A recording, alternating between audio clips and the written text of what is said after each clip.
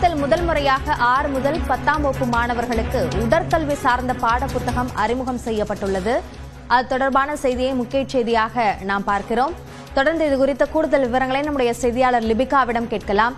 லிபிகா, இந்த பாடப்புத்தகம் எப்போதிலிருந்து நடைமுறைக்கு வரும் என்றும் அறிவிக்கப்பட்டிருக்கா?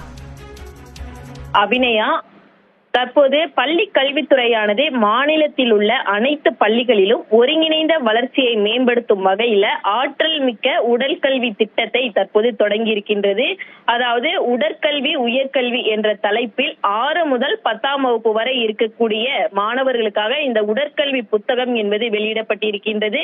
குறிப்பாக இது மாணவர்களுக்கு மட்டுமின்றி உடற்கல்வி எடுக்கக்கூடிய ஆசிரியர்களுக்கும் இந்த பாட புத்தகம் என்பது பொருந்தும். குறிப்பாக உடற்கல்வி ஆசிரியர்கள் மாணவர்களுக்கு என்ன மாதிரியான பாடங்களை எடுக்க வேண்டும், அவர்களுக்கு எப்படி கற்பித்தல் முறையை கொடுக்க வேண்டும் உள்ளிட்ட விவரங்கள் குறித்து இந்த பாட புத்தகத்துல வெளியிடப்பட்டிருக்கின்றது.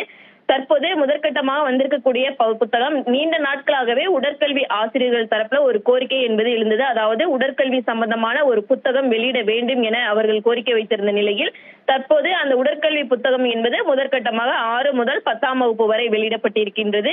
உடற்கல்வி ஆசிரியர்கள் உடற்கல்வியின் பல்வேறு அம்சங்களை திறம்பட